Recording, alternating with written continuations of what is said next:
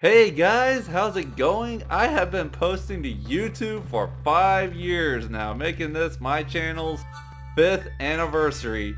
And to celebrate, I am going to do a retrospective on the first Smash Bros. Game, as my first video was Smash Bros. Related. So without further ado, how does the original hold up?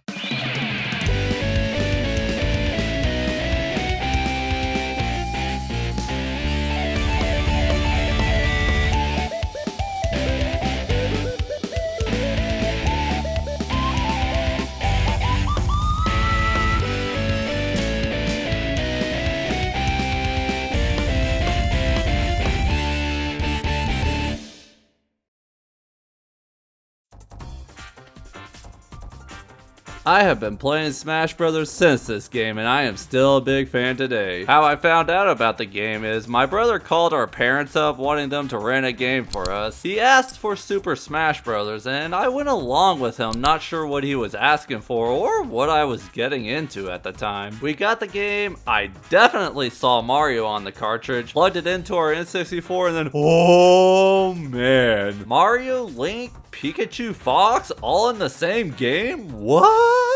This blew my mind back in the day. Once we started playing is when I realized this was a fighting game. And you know, I had seen the more traditional fighting games like Mortal Kombat in the arcades, but this game was different. There is no health bar. Well, you do have life points, but the object of the game was not to beat the crap out of your adversary until health was gone. Wait, actually on second thought, that's kind of how it works. Emphasis on kind of. You actually lose life points, which is actually called stock in this game when your character goes past the borders of your TV screen. The game is more of a king of the hill kind of game and not a beat down to the death. I say beating the crap out of your opponent until health is gone is kind of how this game works, because do you see the percentage here? The higher that is, the easier it is to get knocked off screen. If your percentage is the one that's higher, then you'll be the one that's easier to knock off screen. If it's your opponent, same thing for him. The game is basically like Super Mario Bros. And traditional fighting games combined, making a platform fighter. I do enjoy traditional fighting games and do not mind learning a few combos, but I do enjoy the simplicity of this game. A is basic punches and kicks, B is your character's unique special abilities, and I use the C buttons for jumping. The direction you push the control stick also influences what actions you take. My favorite character in this game is Link, because I generally do like sword characters, and I like that he has a ranged attack or two. I enjoy the stages too, as there is not one I dislike. The one that stands out to me the most is Hyrule Castle, as it's always the first stage you fight on in this game's classic mode, and playing it in Ultimate brings a wave of nostalgia. There are also items in this game that have the capabilities of making each match feel different. This was a concept I had been hooked on since this game, as I consider Ultimate to be one of my favorite games of all time. But without this game, we would not have Ultimate, which topped Street Fighter 2 as the best-selling fighting game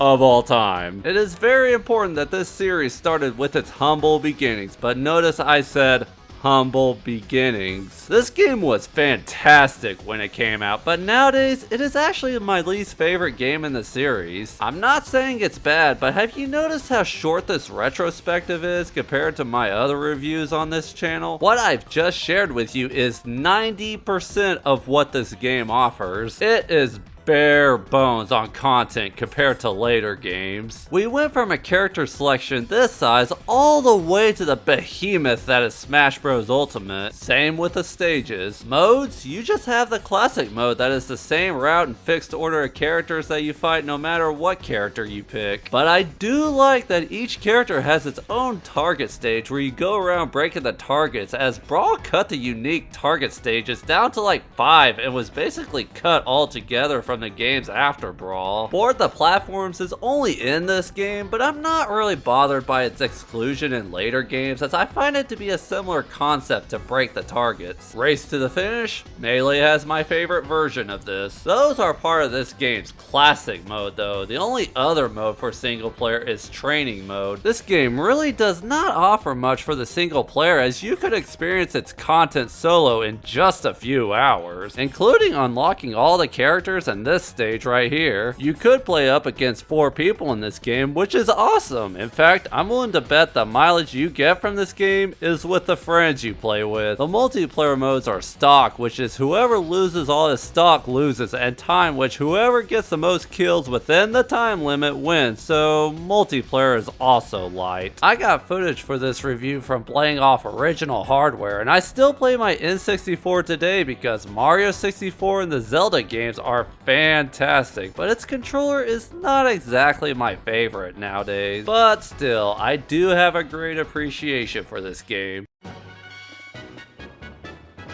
I was going to give this game a C because to me that's how it holds up compared to the later games, but it is a product of its time, and gotta say, none of the Smash games are bad. They are all good, including this one. Instead of a C, I'm going to give it a B for kicking off a great franchise, and it didn't get its gameplay right the first time, I would say, even though later games did improve upon this. Its sequels are just so much better, I find. I really only play this game these days for history appreciation and where the franchise started, but the later stuff spoiled me, so I'm naturally more so drawn to what came after. Thank you all for watching, and if you enjoyed, please like, subscribe, and share with your friends. And take care.